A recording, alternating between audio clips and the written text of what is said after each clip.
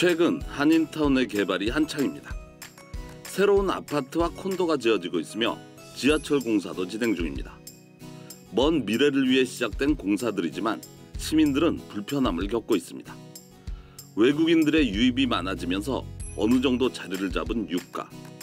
유가는 식당과 술집, 노래방 등이 밀집돼 있어 외국인들이 가장 선호하는 지역이기도 합니다. 그렇다면 한인타운 유가의 개발은 언제부터 시작됐을까? 28년 전으로 가보겠습니다.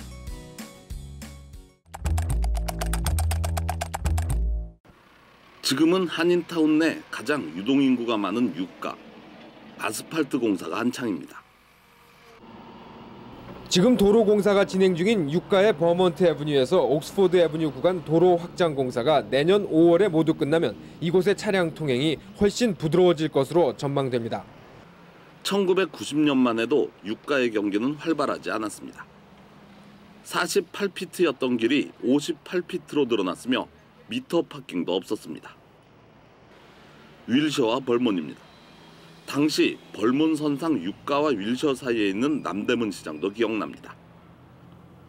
유가와 함께 웨스턴, 한인 상권의 발전도 같은 시기입니다.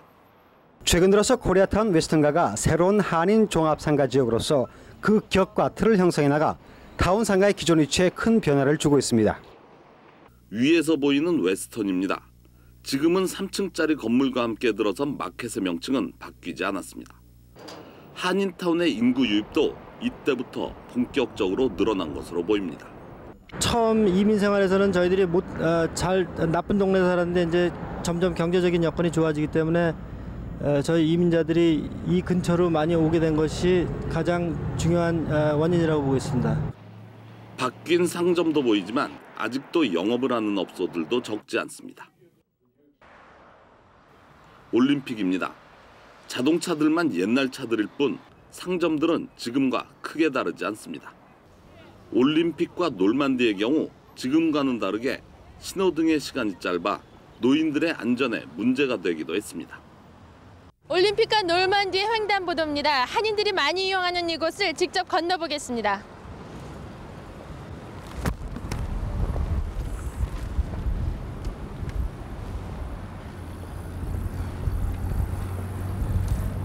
벌써 건너기 전부터 빨간불이 켜지고 있습니다. 뛰지 않으면 여기 그냥 걸어오면은 여기 오면 신호가 떨어져요. 그럼 위험하다고요. 노인네들 그러면 빨리 걷습니까? 당시 보도가 나간 뒤 시정부는 신호등을 교체하기도 했습니다. 한인들의 목소리가 커지기 시작한 시기인 것으로 짐작됩니다. 그렇다면 더 오래전 한인타운의 교통 문제는 어땠을까? 100년 전으로 가보겠습니다.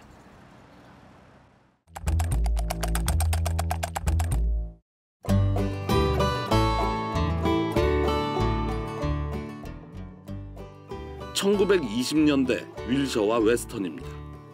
신호등은 물론 횡단보도도 없습니다. 다른 방향에서 본 윌셔 거리입니다. 다운타운에서 오는 윌셔길의 교통정체 현상은 지금과 크게 다르지 않습니다. 웨스턴과 일가입니다. 현재 한인은행과 함께 있는 스토레지가 오른편에 보입니다. 엄청난 차량들의 트래픽도 눈에 들어옵니다. 1926년 지어진 놀만디와 유가의 호텔도 그 자리에 있습니다. 이번 사진은 윌셔와 벌몬입니다. 지금은 케네디 고등학교가 된 엠베세더 호텔 앞에서 멋을 한껏 부린 여인이 말을 타고 있는 모습이 인상적입니다.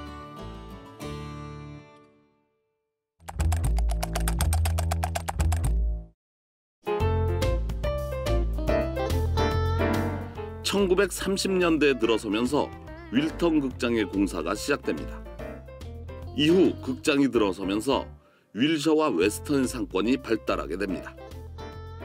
최근 유적지로 결정된 윌셔 잔디광장도 사진 왼쪽에 자리 잡고 있습니다.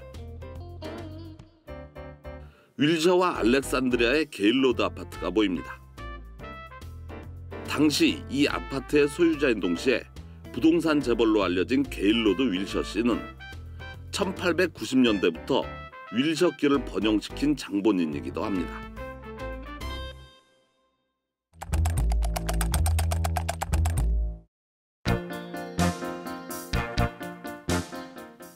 (100년이) 넘는 시간을 같이 해온 한인타운과 윌셔 블루바드.